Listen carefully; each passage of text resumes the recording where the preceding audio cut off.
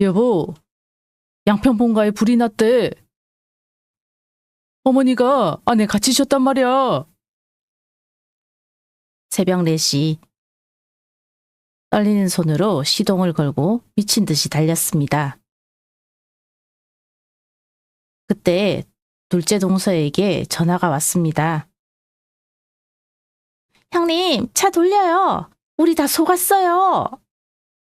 불 안 났어요. 30년 세월이 송두리째 흔들리는 순간이었습니다. 거실 문을 열어젖히자 눈앞에 펼쳐진 추악한 사기극. 30년을 며느리로 바친 한 여자가 마침내 칼을 빼들었습니다. 오늘의 사연 시작합니다. 본격적인 사연에 들어가기에 앞서 영상을 만드는 저의 작은 정성이 여러분께 닿고 있다면 전체 알람과 구독과 좋아요로 마음을 보태주세요. 보태주신 소중한 응원은 더 좋은 이야기라는 부메랑이 되어 여러분의 일상에 큰 행복으로 되돌아갈 것입니다. 여러분, 안녕하세요. 오늘 제가 풀어놓을 이야기는요. 지난 30년 세월을 통째로 시댁이라는 우물에 쏟아부으며 살아온 한 여자의 속이 새까맣게 타들어간 이야기예요. 듣고 계시는 분들 중에 저처럼 맏며느리로 사신 분들 계시면 아마 제 이야기를 들으시면서 아이고 저게 내 얘기네 하고 무릎을 탁 치실지도 몰라요. 저는요 올해 58살 먹은 김미정이라고 합니다. 28에 지금의 남편 박상철 씨를 만나서 그 이듬해 봄에 결혼식을 올렸어요. 벌써 30년이나 다 되어가는 거죠. 친정엄마가 그때 제 손을 꼭 잡고 그러셨어요. 이정아, 맏며느리 자리가 보통 자리가 아니다. 그 집에 들어가는 순간부터 너는 그 집 귀신이 되어야 하는 거야. 부디 시어머니 잘 모시고 남편 그늘에서 행복하게 살아라. 저는 그 말을 가슴에 새기고 시집을 갔어요. 우리 시댁은 경기도 양평에 너른 마당이 있는 2층짜리 단독주택이었어요. 결혼한 지 3년 만에 시아버님이 뇌출혈로 갑자기 돌아가시고 나서부터 그 집안의 모든 짐이 제 어깨 위로 와르르 쏟아진 거예요. 남편은 오형제 중 맏이었어요. 명절 때마다 그 너른 마당이 사람으로 가득 찼고 30명이 넘는 식구들 밥상을 저 혼자 새벽 4시부터 일어나 차렸어요. 전을 부치다 보면 기름 냄새가 머리카락 깊숙이 배어들어서 사흘을 머리를 감아도 그 냄새가 안 빠지더라고요. 손목이 시큰거려서 밤에 잠을 못 잘 정도였는데 그래도 저는 군말 한 번을 안 했어요. 그게 며느리의 도리라고 배웠으니까요. 시어머니 정복순 씨는요? 겉으로 보기에는 참 인자한 분이셨어요. 동네 사람들 만나면 늘 그러셨거든요. 우리 큰며느리만큼 착한 애가 어디 있어요. 내가 전생에 무슨 복을 지었는지 저런 효부를 며느리로 얻었지 뭐예요. 그 말을 들을 때마다 저는 부엌에서 설거지하면서 입꼬리가 슬며시 올라갔어요. 아, 어머님이 내 고생을 알아주시는구나. 그렇게 생각했어요. 바보같이요. 남편 박상철 씨는 작은 인쇄소를 운영했어요. 시작할 때 시아버님이 남겨주신 5천만 원, 제가 친정에서 가져온 3천만 원, 제가 결혼 전 모은 적금 2천만 원, 그렇게 1억으로 시작한 인쇄소였어요. 남편은 새벽 5시에 나가서 밤 12시에 들어왔고 저는 두 아이 키우면서 인쇄소 격리 일까지 봐줬어요. 그렇게 25년을 일하니까 양평하고 하남에 공장 2개를 두게 됐고 직원이 30명 가까이 됐어요. 거기에다가 제가 시집 올 때 시아버님이 우리 큰며느리 고생 많이 했다고 제 명의로 돌려놓으셨던 양평 땅 600평이 그 동네 신도시 개발 소문이 돌면서 시세가 어마어마하게 뛰었어요. 감정가로만 30억이 넘는다고 부동산에서 그러더라고요. 그런데 여러분, 사람의 욕심이란 게 참 무섭더라고요. 제가 평생을 바쳐 일군 이 모든 것이 누군가에게 그저 빼앗고 싶은 먹잇감일 뿐이었다는 사실을 저는 그때까지 꿈에도 몰랐어요. 제 밑으로 들어온 둘째 동서 박혜영이는요. 저보다 5살 어린데 마음씨가 비단결같이 고운 아이였어요.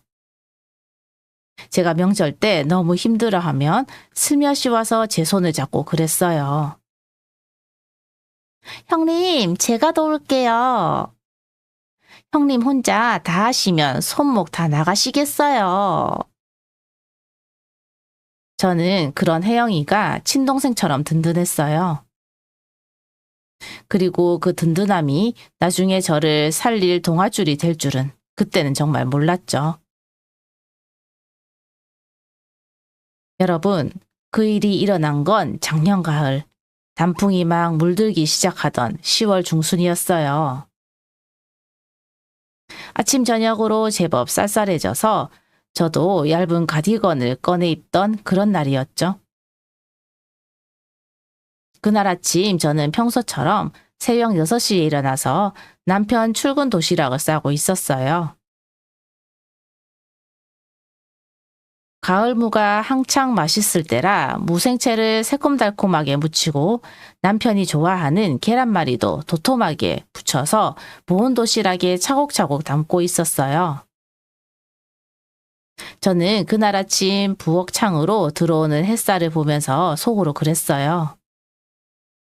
아, 내 인생도 이제 좀 살만하다. 이런 게 행복이구나. 그런데요, 그 행복이란 게 참 얄궂은 거더라고요.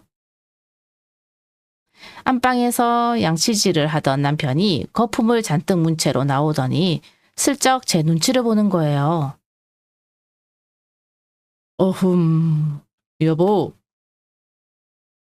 어머님이 어제 전화하셨는데 요즘 통 잠을 못 주무신대. 가슴이 답답하시다고.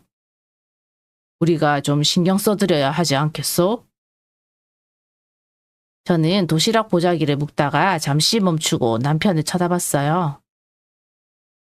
평소 같으면 그냥 병원 한번 모시고 가요 했을 텐데 그날따라 남편 표정이 이상했어요. 무슨 큰 부탁을 하기 전에 운을 떼는 그런 표정이요. 그러게요. 이번 주말에 한약방 모시고 가서 보약이라도 한 제 지어드릴까요? 아니, 그게 아니라 어머님이 혼자 그 큰 집에 계시려니까 너무 외로우시대. 그래서 말인데 양평 그 땅 말이야. 당신 명의로 되어 있는 그 600평. 저는 그 순간 도시락을 들고 있던 손이 살짝 떨렸어요. 그 땅 얘기를 남편 입에서 들은 게 한두 번이 아니었거든요. 작년 봄에도 한 번, 여름에도 한 번, 슬그머니 운을 떼다가 제가 시큰둥하게 받으면 슬쩍 말을 걷어들이곤 했어요. 그런데 그날은 뭔가 작정한 표정이었어요. 그 땅이 왜요? 어머님이 그러시는데 당신이 그 땅을 어머님 앞으로 다시 돌려주면 마음이 편하실 것 같다고. 아버님이 살아생전에 그 땅이 박씨 가문 종산이나 다름없다고 말씀하셨던 거야. 며느리 명의로 되어 있는 게 마음에 걸리신데. 저는 그 말을 듣는 순간 머리 위로 찬물 한 바가지를 뒤집어 쓴 기분이었어요. 30년이에요, 여러분. 30년을 그 집 며느리로 살면서 시아버님이 직접 미정아, 너는 우리 집 보배다. 이 땅은 내가 평생 마음 편히 살라고 주는 거다 하시면서 등기까지 깨끗하게 넘겨주신 그 땅을 이제 와서 다시 시어머니 앞으로 돌린다고요? 여보, 그 땅은 아버님이 저한테 직접 주신 거잖아요. 그런데 이제 와서 어머님이 무슨 권리로? 그 말이 채 끝나기도 전에 남편의 표정이 싹 변했어요. 평소엔 순둥하던 사람이 갑자기 눈썹을 치켜 올리면서 목소리를 높이는 거예요. 아니, 당신은 어떻게 그렇게 매정하게 말을 해? 어머님이 그깟 땅 갖고 도망가시기라도 해? 팔아먹기를 해. 잠깐 명의만 어머니 앞으로 돌려놓자는 거잖아. 어머니 돌아가시면 어차피 다시 우리한테 올 건데 뭘 그렇게 야박하게 굴어? 저는 그 순간 가슴 한구석이 싸늘하게 식어가는 걸 느꼈어요. 30년을 한 이불을 덮고 산 남편이 이렇게 낯설게 느껴진 건 처음이었거든요. 잠깐 명의만 돌려놓자. 30억짜리 땅이 무슨 동네 슈퍼에서 사온 두부 한 모도 아니고요. 그날 저녁 양평에서 시어머니가 직접 우리 집으로 오셨어요. 평소엔 전화 한 통 안 하시던 분이 그날따라 손에 한가 한 상자를 들고 환하게 웃으면서 들어오시는 거예요. 거실 소파에 앉자마자 제 손을 꼭 잡으셨어요. 아이고, 우리 큰며느리, 내 평생의 은인. 어미가 부탁이 하나 있는데 들어줄 수 있겠니? 저는 그 손을 잡힌 채로 등줄기에 식은땀이 주르륵 흐르는 걸 느꼈어요. 무언가 이 평화로운 일상에 아주 거대한 균열이 가기 시작했다는 걸 저는 그날 밤 본능적으로 알았어요. 여러분, 그날 밤 시어머니가 잡으신 제 손은 어찌나 따뜻하던지요. 마치 친정엄마가 잡아주시는 손처럼 부드러워서 저는 잠깐이나마 마음이 흔들렸어요. 내가 너무 야박하게 굴고 있는 건 아닐까? 그런 생각이 들었거든요. 사람이 참 어리석죠? 30년을 속고 살았으면서 또 그 따뜻한 손길 하나에 마음이 녹아내릴 뻔했으니까요. 저는 그날 밤 시어머니께 시간을 좀 달라고 말씀드렸어요. 남편하고 더 논의해보고 변호사한테 자문도 구해보고 결정하겠다고요. 그랬더니 시어머니가 제 손에 슬며시 힘을 빼시더라고요. 그러더니 한가 상자에서 약가 하나를 집어서 입에 넣으시면서 그러시는 거예요. 그래라. 어미가 칼 들고 협박하는 것도 아닌데. 천천히 잘 생각해서 결정해. 그때 저는 그 말이 그냥 너그러운 어른의 말씀인 줄로만 알았어요. 그런데 그 말이 한 달 뒤에 어떻게 돌변하는지 여러분 들어보세요. 그로부터 3주가 지난 11월 초. 저는 동네 친구들이랑 모처럼 단풍 구경을 가기로 했어요. 30년을 시집살이만 하느라 친구들이랑 여행 한 번도 제대로 못 가봤거든요. 설악산으로 1박 2일을 가는 거였는데 새벽 6시에 관광차를 타러 나가야 해서 전날 밤 일찌감치 가방을 챙겨놓고 잠자리에 들었어요. 그런데 새벽 4시쯤이었을까요? 휴대폰이 따르릉 울리는 거예요. 시어머니였어요. 미정아, 어미가 지금 가슴이 답답해서 죽을 것 같다. 빨리 좀 와줘라. 저는 그 소리에 정신이 번쩍 나서 잠옷바람으로 차에 올라타 양평까지 1시간을 달려갔어요. 친구들한테 미안하다고 문자 한 통 남기고요. 그렇게 헐레벌떡 시댁에 도착했는데 여러분, 그 광경을 보고 제가 어땠을 것 같아요? 시어머니는요, 거실 소파에 앉아서 트로트를 크게 틀어놓고 두 다리 쭉 뻗고 귤을 까드시고 계셨어요. 가슴이 답답해서 죽을 것 같다던 분이요.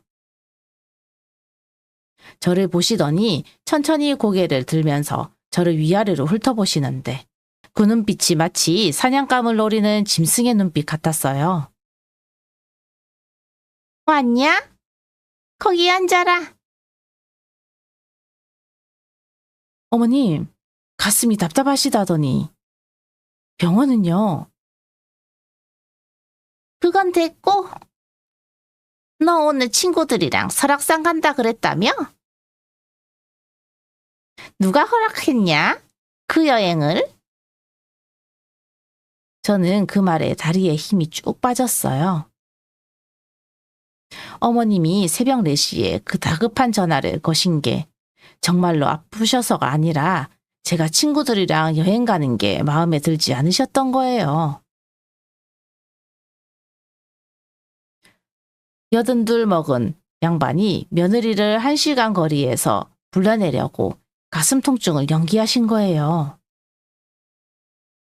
그런데 그게 끝이 아니었어요. 시어머니가 옆에 놓여있던 서류 봉투 하나를 제 앞으로 휙 밀어 던지시는 거예요. 거기 도장 찍어라. 이게 뭐예요, 어머님? 봉투 안에는 부동산 증여 서류가 들어있었어요. 양평 600평 땅을 김미정 명의에서 정복숙 명의로 증여한다는 서류였어요. 저는 그 자리에서 다리가 후들거려서 주저앉을 뻔했어요. 그런데 시어머니가 그 모습을 보시더니 입꼬리를 비틀어 올리시면서 그러시는 거예요. 뭘 그렇게 놀라냐? 우리 박씨 집안에 시집와서 30년을 그 땅 하나로 호의호식한 년이 그깟 땅 다시 내놓으라는 게 그렇게 억울하냐? 우리 상철이 아니었으면 너 같은 게 어디 가서 그런 호강을 했겠냐? 너희 친정 꼴을 봐라. 친정오빠는 사업한답시고 폭삭 망했지. 친정엄마는 폐지나 죽고 다니지. 여러분, 저는 그 말을 듣는 순간 기를 의심했어요. 우리 친정오빠가 사업하다가 어려워졌던 건 사실이지만 우리한테 한 푼도 손 벌린 적이 없는 사람이에요.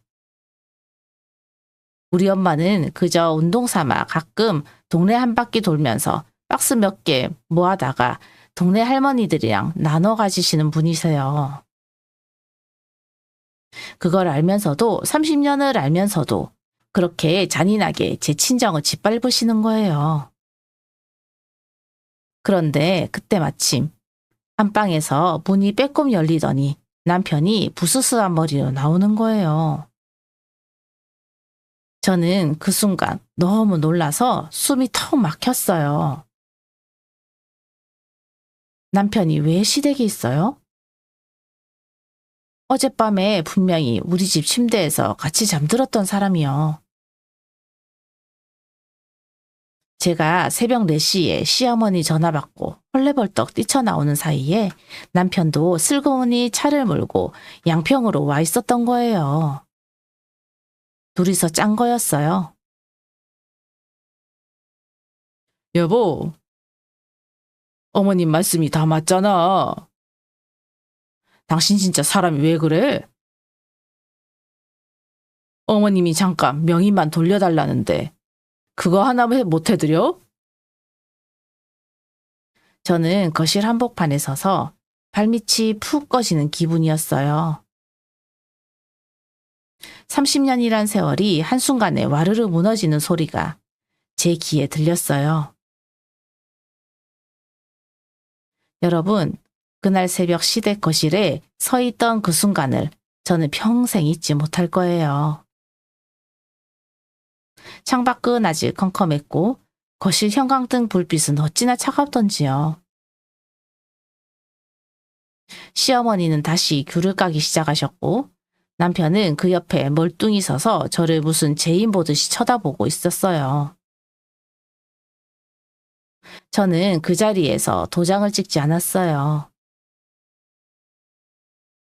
두 손이 너무 떨려서 펜을 잡을 수도 없었고 무엇보다 30년 만에 처음으로 제 안에서 이건 아니다라는 목소리가 들렸거든요.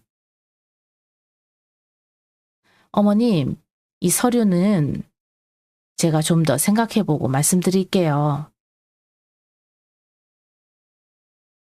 그랬더니 시어머니가 까던 귤을 탁자 위에 탁 내려놓으시는데 그 소리가 어찌나 크던지 제 심장이 덜컥 내려앉았어요. 야, 이년아. 너 지금 이 어미를 우습게 보는 거지? 너 오늘 도장 안 찍고 나가면 이 집에 2번 다시 발도 들이지 마라. 우리 상철이도 너 같은 년이랑은 못 산다고 그러더라. 저는 그 말에 고개를 획 돌려서 남편을 쳐다봤어요.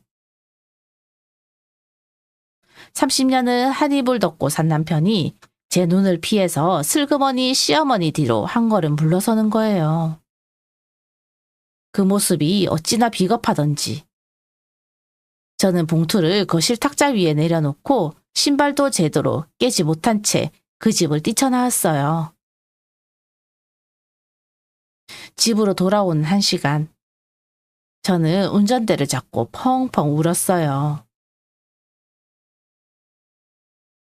가로등 불빛이 눈물에 번져서 별처럼 흔들리는데 한 손으로 운전대를 잡고 한 손으로는 자꾸만 흘러내리는 눈물을 닦았어요. 30년이에요, 여러분.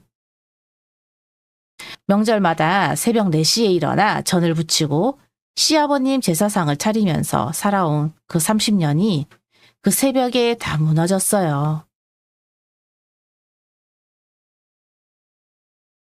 집에 도착해서 침대에 엎어져서 하루 종일 울었어요.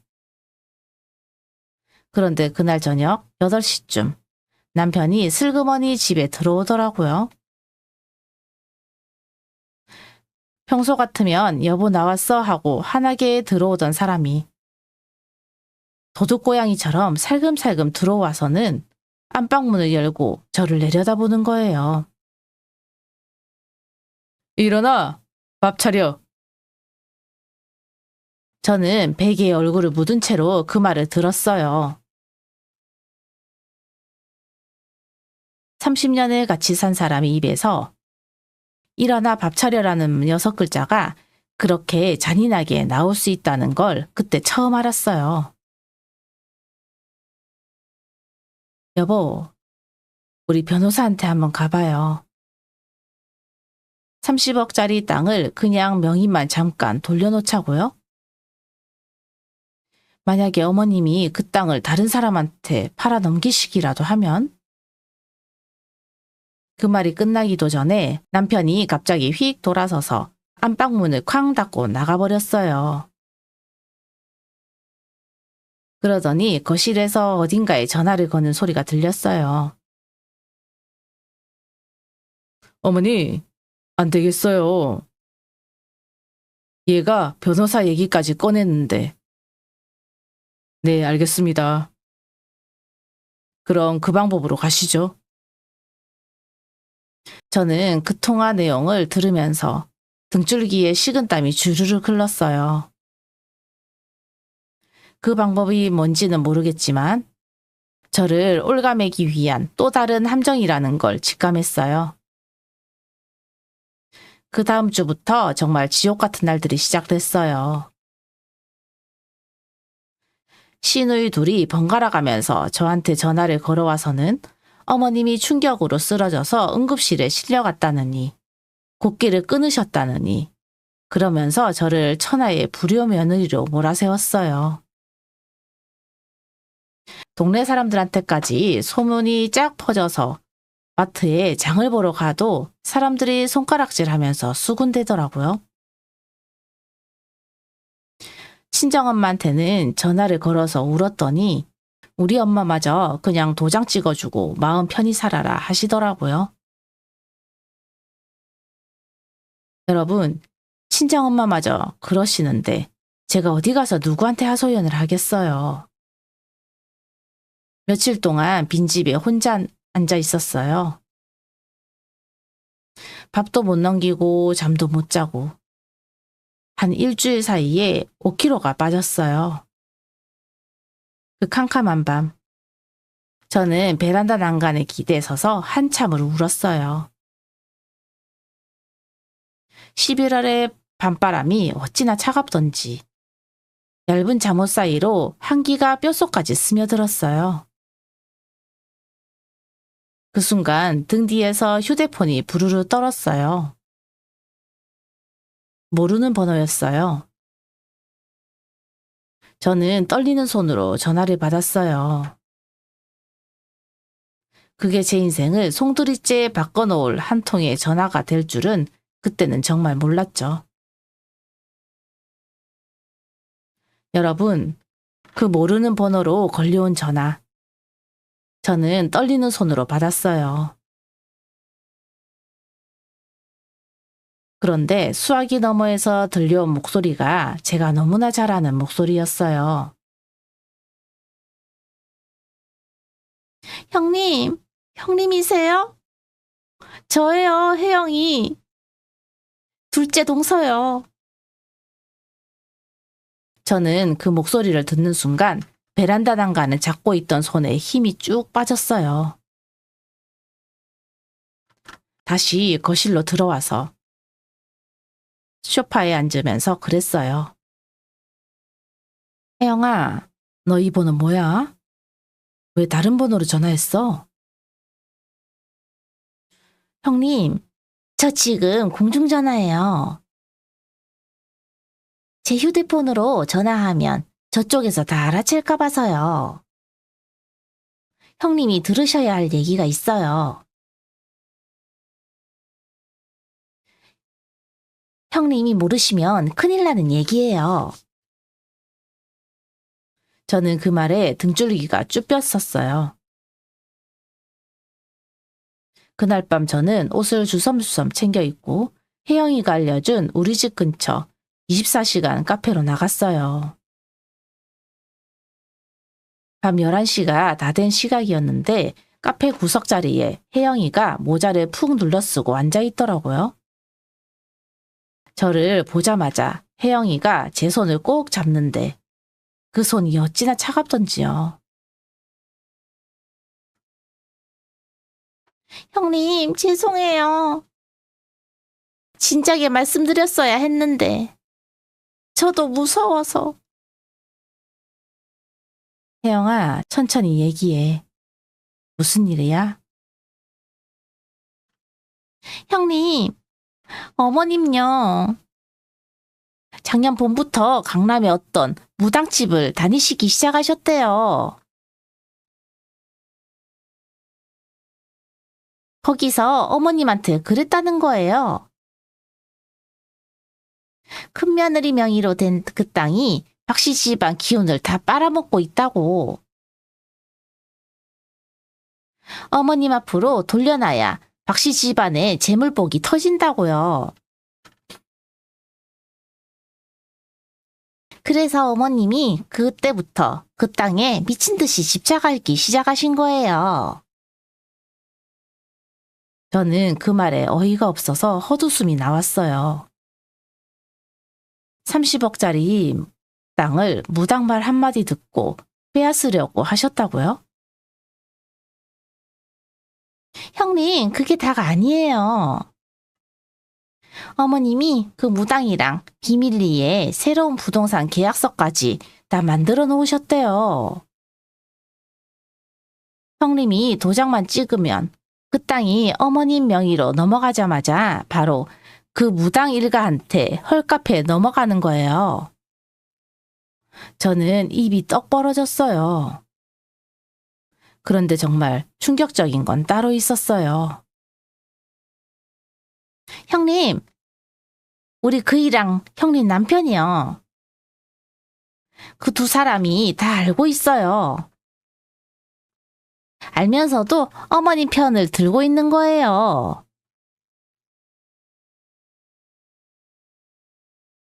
어머님이 두 아들한테 약속하셨대요.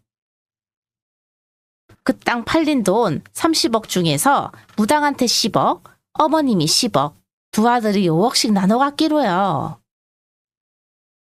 저는 그 자리에서 다리에 힘이 풀려서 의자 등받이에 털썩 기댔어요. 30년을 같이 산 제 남편이 어머님이랑 짜고서 자기 마누라 재산을 5억 받고 팔아 넘기려고 했던 거예요. 5억이요. 30년 부부의 정이 5억짜리였어요. 혜영아, 너는 이거 어떻게 알았어? 우리 그이가 술만 마시면 입이 가벼워요. 지난주에 술 취해서 들어와서는 자기 자랑을 하듯 다 떠벌리더라고요. 큰형수 등쳐서 5억 벌기 됐다고요. 그러면서 저한테 형님 옆에서 도장 찍으라 거들라는 거예요. 혜영아, 그 얘기 녹음 같은 거 있어? 형님이 물어보실 줄 알았어요. 휴대폰으로 다 녹음해놨어요. 우리 그이가 자기 입으로 다 떠벌렸으니까 충분할 거예요. 그리고 어머님이 그 무당집에 드나드시는 사진도 2달 동안 몰래 따라다니면서 다 찍어놨어요. 저는 혜영이가 내민 USB를 받아들고 두 손으로 꼭 쥐었어요. 30년 며느리 인생의 무게가 그 작은 USB 하나에 담겨 있는 것 같았어요. 혜영아, 고마워. 너 아니었으면 형님은 그냥 그 베란다에서. 저는 그 말을 끝맺지 못하고 입을 꾹 다물었어요. 혜영이가 제 손을 잡고 그러더라고요. 형님, 이제 형님 마음대로 하세요. 이번엔 형님이 이기셔야 해요. 무조건이요. 집으로 돌아오는 길. 저는 차 안에서 더 이상 울지 않았어요. 새벽 1시의 도로는 텅 비어 있었고 가로등 불빛이 차창에 또렷하게 비치고 있었어요. 저는 운전대를 잡고 속으로 다짐했어요. 그래, 김미정. 30년을 참았으면 충분히 참았다. 이제 갚아줄 차례다. 다음 날 아침 저는 대형 로펌의 문을 두드렸어요. 그곳에서 부동산 사기 사건만 30년을 다뤘다는 변호사를 만났어요. 변호사가 제 이야기를 다 듣더니 안경을 슬쩍 올리면서 그러는 거예요. 사모님, 이거 완벽한 사기예요. 노인 유기 협박, 사문서 위조 모의, 부동산 사기. 5년에서 7년 살아야 할 큰 건이에요. 우리 이거 한번 제대로 갑시다. 단 제가 시키는 대로만 하셔야 해요. 변호사님, 시키는 대로 다 하겠습니다. 30년을 참았어요. 이번엔 절대 안 참아요. 그날 밤 저는 집에 돌아와서 거울 앞에 앉았어요. 일주일 사이에 5kg가 빠져서 광대뼈가 도드라진 제 얼굴이 거울 속에서 저를 똑바로 쳐다보고 있었어요. 저는 그 얼굴을 향해 천천히 웃어 보였어요. 30년 만에 처음으로 며느리가 아닌 김미정으로 웃은 거였어요. 그리고 저는 그날부터 시어머니도 모르게 남편도 모르게 아주 조용히 그물을 짜기 시작했어요. 여러분, 거울 앞에 30년 만에 처음으로 김미정으로 웃는 그 순간부터 저는 사람이 완전히 달라졌어요. 그동안 시댁에서 전화만 와도 가슴이 두근거리고 손이 떨려서 받기 전에 심호흡을 3번씩 했거든요. 그런데 그날 이후로는 시어머니 이름이 휴대폰 화면에 뜨면 입꼬리가 슬며시 올라가더라고요. 변호사가 작전을 알려줬어요. 아주 간단했어요. 시어머니랑 남편한테 제가 마음을 돌린 척 연기를 하라는 거였어요. 그쪽이 욕심에 눈이 멀어서 결정적인 증거를 더 내뱉도록 유도하고 그 모든 과정을 합법적인 절차에 따라 녹취하고 체증하라고요. 변호사님, 제가 그걸 할 수 있을까요? 사모님, 그 남편이 사모님 등쳐서 5억 챙기려고 30년을 연기했어요. 사모님이 한 달 못할 게 뭐 있어요? 저는 그 말을 듣고 정신이 번쩍 들었어요. 그래요. 30년을 연기당한 사람이 저였는데 제가 왜 죄책감을 느껴야 해요? 다음 날 아침 저는 시어머니께 전화를 걸었어요. 어머니, 저예요, 미정이.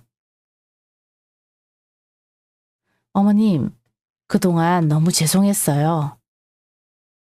제가 잠깐 정신이 나갔었나 봐요. 어머님 말씀이 다 맞는데 제가 왜 그렇게 고집을 부렸을까요? 수화기 너머에서 시어머니가 잠깐 침묵하시더니 갑자기 목소리가 사르르 풀리는 거예요.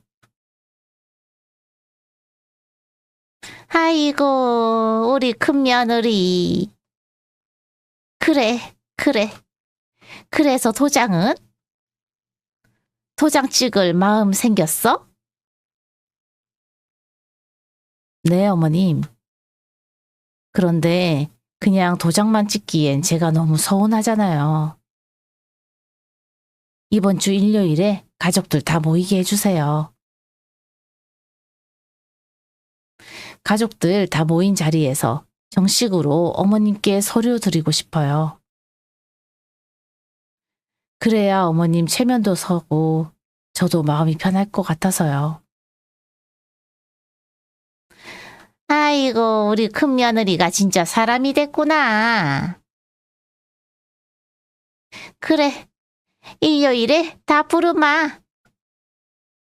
갈비찜이고 잡채고 어미가 다 차려놓을 테니까 너는 몸만 와라. 저는 전화를 끊고 휴대폰을 식탁 위에 탁 내려놨어요. 30년 만에 처음으로 시어머니를 제 손바닥 위에 올려놓은 기분이 어떤 건지 알겠더라고요.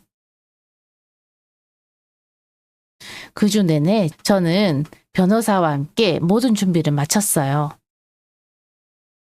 혜영이가 준 USB 음성 파일, 시어머니가 무당집에 드나드는 사진, 그 무당과 시어머니가 미리 작성해 놓은 가짜 부동산 매매 계약서 사본. 시어머니랑 통화한 내용까지 전부 다 깨끗하게 정리해서 USB 2개에 나눠 담았어요. 그리고 일요일 아침 저는 모처럼 단정하게 화장을 하고 결혼할 때 친정엄마가 해주신 진주 목걸이까지 걸고 양평으로 향했어요. 차 안에는 변호사 사무실에서 빌려온 작은 빈 프로젝터가 실려 있었어요. 시댁에 도착하니 마당에 차들이 그득했어요. 거실 안에서는 시어머니가 시누이들이랑 깔깔대면서 웃는 소리가 흘러나왔어요. 그년이 드디어 정신을 차렸다. 어미 말 안 듣더니 결국 무릎 꿇었다. 그런 얘기들이 들렸죠. 저는 신발을 벗고 거실로 들어가면서 환하게 웃었어요.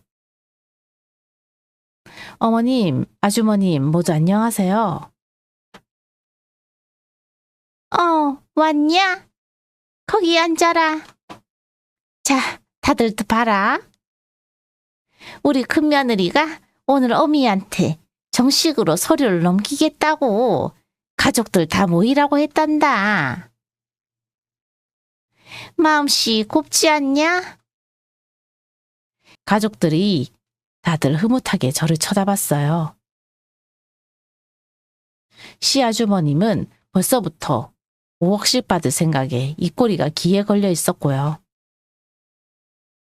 그런데 그 사이에서 혜영이만 고개를 푹 숙이고 손을 부들부들 떨고 있더라고요.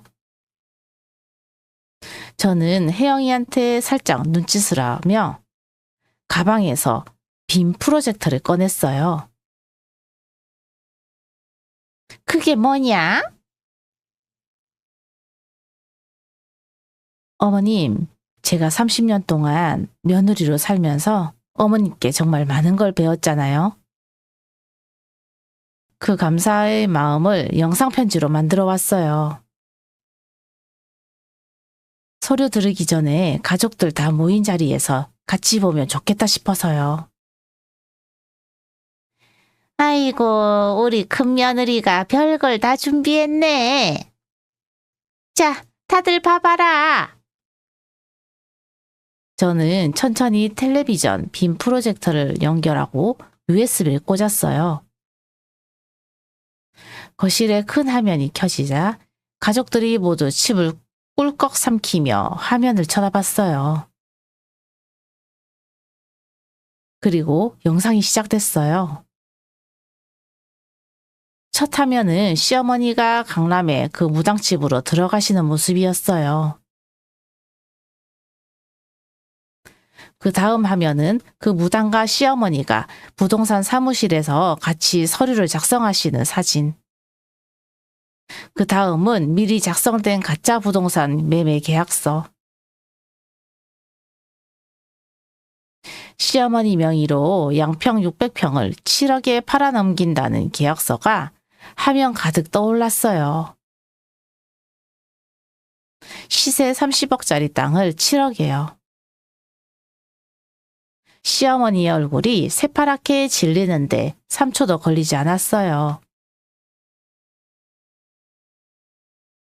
야, 이년아, 이거 당장 꺼! 당장 꺼라! 어머님, 끝까지 보셔야죠. 아직 본방송은 시작도 안 했는데요. 그리고 이어진 음성 녹음.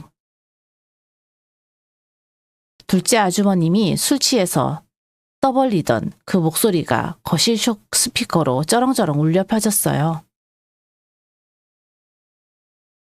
야, 혜영아. 큰형수 등쳐먹어서 우리가 5억을 챙기게 됐다. 5억. 이게 다 우리 어머니 머리에서 나온 거야. 무당이 어머니한테 그랬다잖아.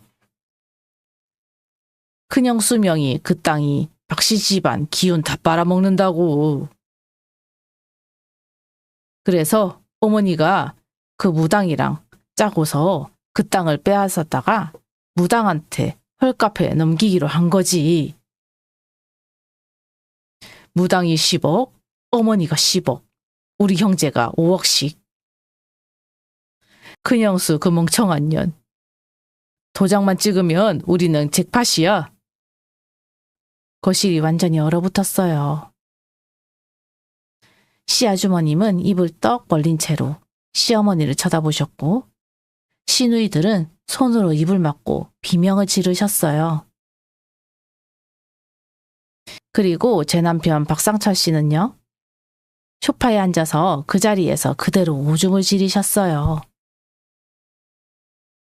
바지가 축축하게 젖어드는 게 제자리에서도 보이더라고요.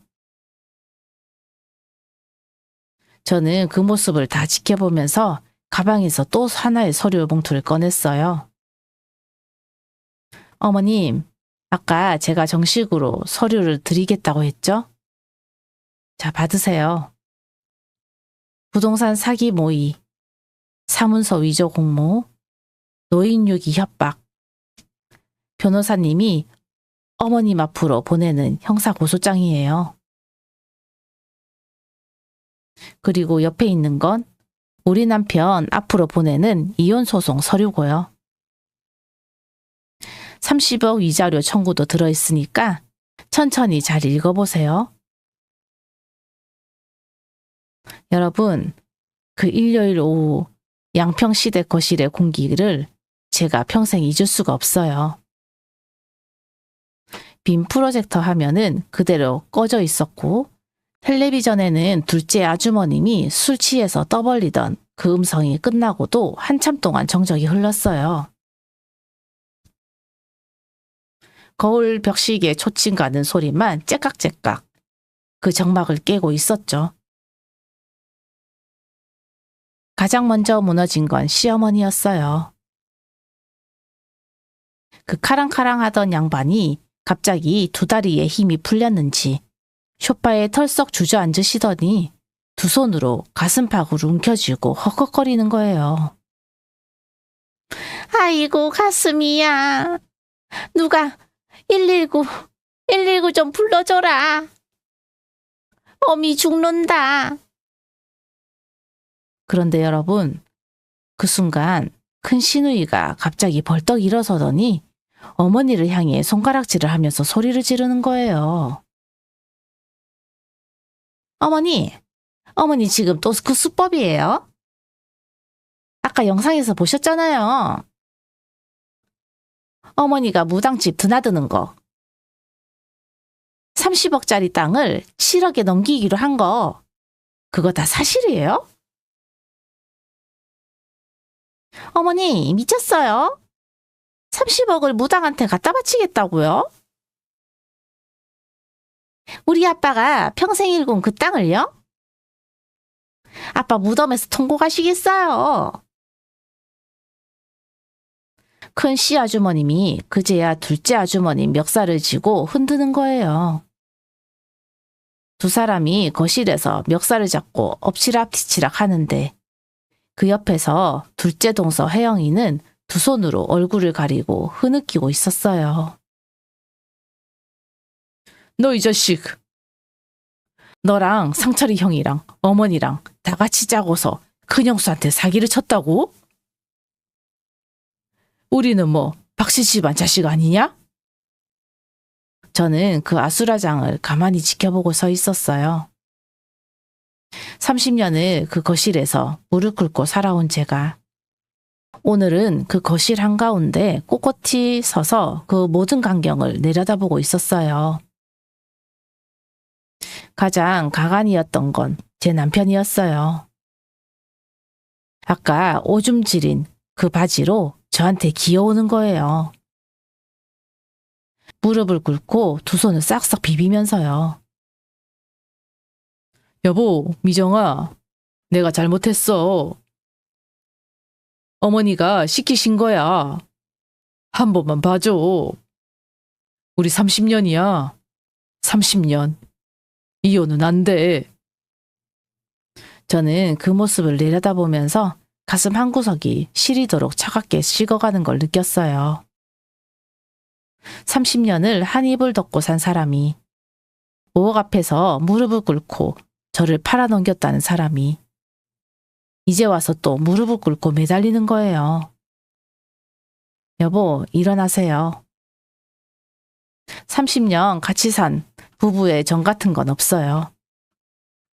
그건 당신이 5억에 팔아넘긴 그날 같이 사라졌어요.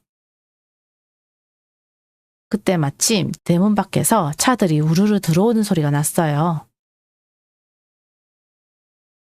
변호사님이 미리 약속된 시간에 맞춰서 경찰관 두 분과 함께 도착하신 거예요.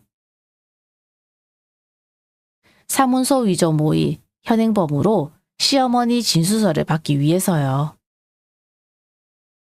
시어머니는 경찰을 보시자마자 갑자기 얼굴색이 새파랗게 변하시더니 저를 향해서 손가락질을 하시는 거예요. 야, 이년아. 30년을 한 가족으로 살았으면서 늙은 시어미를 경찰서에 넘겨? 너 이년 천벌 받을 거다. 저는 시어머니께 천천히 다가가서 30년 만에 처음으로 시어머니 눈을 똑바로 쳐다봤어요. 어머님, 30년 동안 한 가족이었던 사람을 5억에 팔아넘기려고 하신 분이 누구한테 가족을 운운하세요? 천벌 받을 짓을 하신 건 어머님이세요. 그 말이 끝나자 경찰관이 시어머니께 정중하게 동행을 요청했어요. 시어머니는 그때서야 사태의 심각성을 깨달으셨는지 무릎을 꿇고 제 바지가랑이를 붙잡으셨어요. 미정아, 어미가 잘못했다. 그 무당년이 어미를 홀린 거야. 한 번만 봐줘라. 저는 시어머니의 손을 가만히 떼어내고 한 걸음 뒤로 물러섰어요. 그 후로 일사천리였어요. 무당은 사기 및 부동산 가격 조작 혐의로 구속 수사를 받았고, 시어머니는 사문서 위조 공모와 노인 유기 협박으로 집행유예 3년에 사회봉사 240시간을 선고받으셨어요. 둘째 아주머님도 공모 혐의로 벌금 2천만 원이 떨어졌고요. 그리고 제 남편은요, 이혼 소송에서 완패했어요. 음성 녹음과 영상 증거가 너무 명백해서 재산 분할해서 위자료까지 합쳐서 18억을 저한테 토해내야 했어요. 양평 그 600평 땅은요, 100% 제 명의로 깨끗하게 정리됐고요.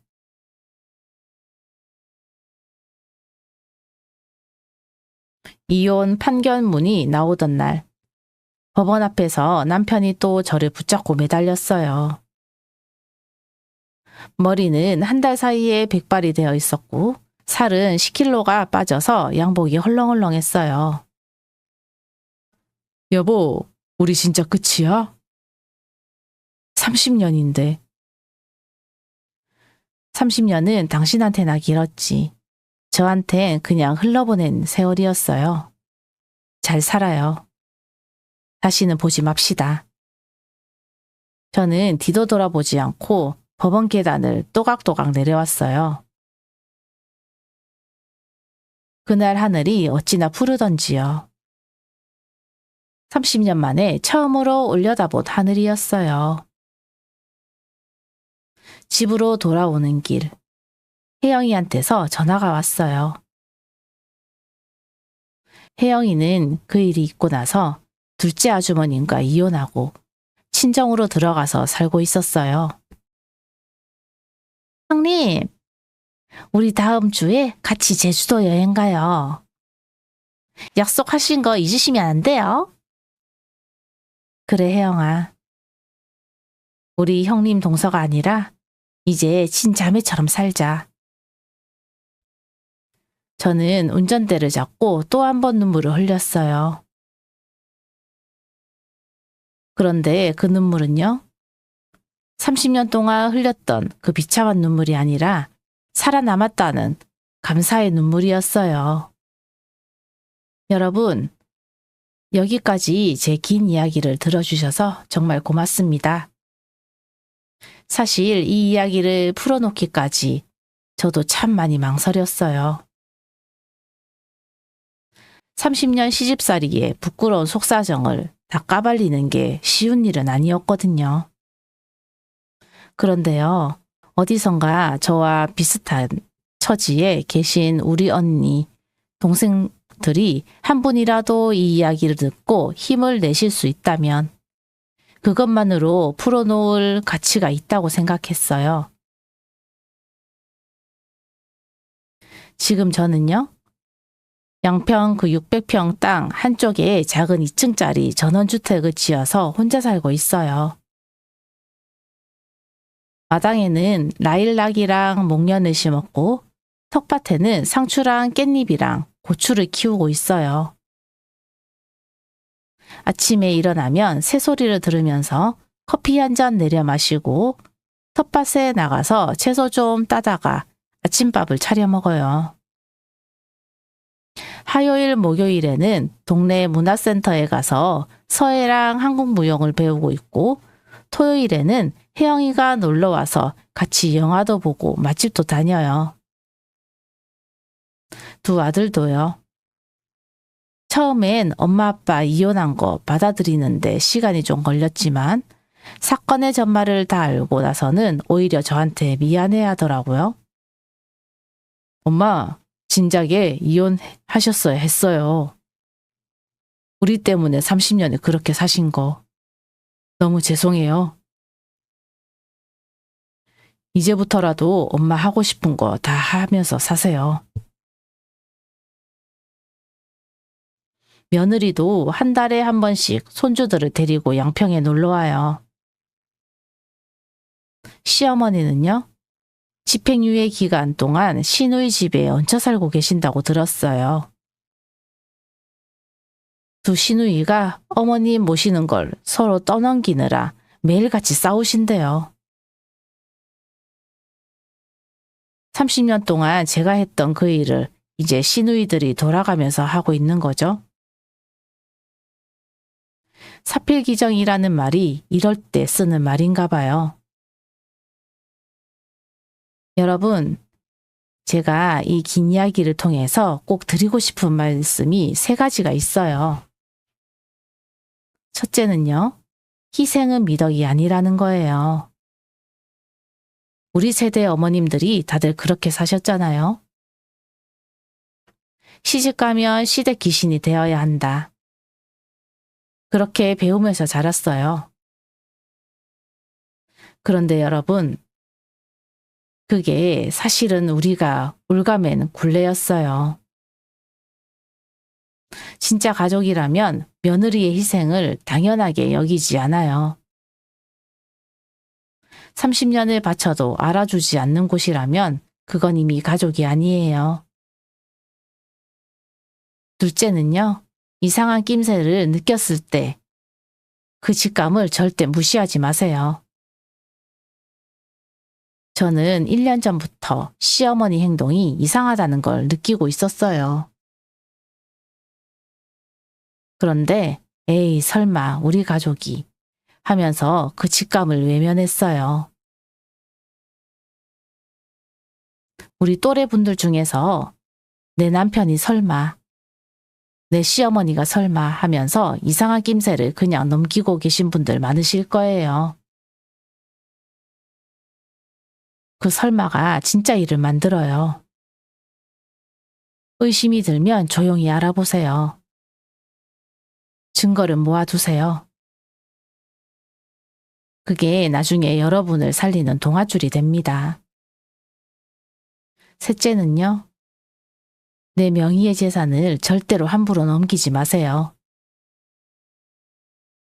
아무리 가족이라도, 아무리 어른 말씀이라도 잠깐 명의만 돌리자. 어차피 한 가족인데 뭐 어떠냐. 이런 말에 절대로 속지 마세요.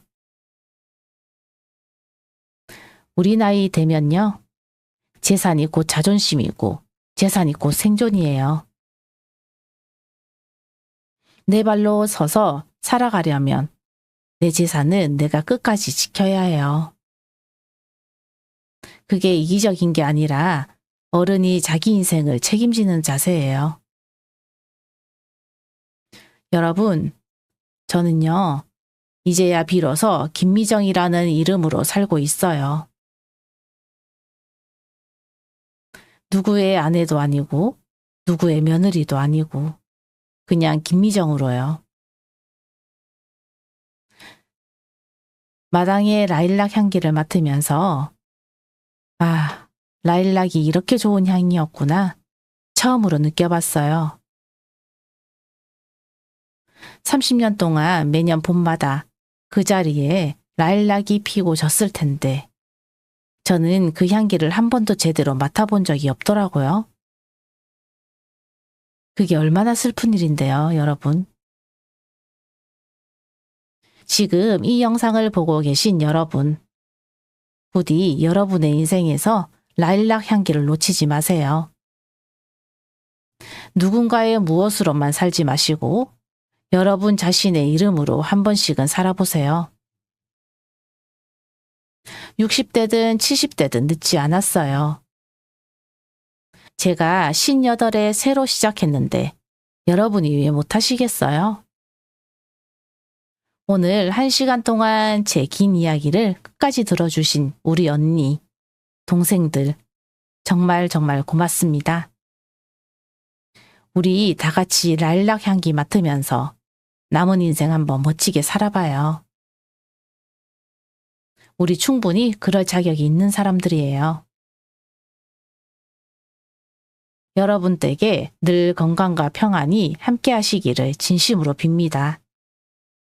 안녕히 계세요. 오늘 들려드린 사연, 여러분은 어떻게 들으셨나요? 지금 이 시간에도 힘든 시간을 견뎌내고 있을 사연의 주인공분에게 따뜻한 응원의 댓글 한 줄 남겨주세요. 여러분의 진심 어린 한마디가 주인공분께는 다시 일어설 수 있는 큰 용기가 될 것입니다. 감사합니다.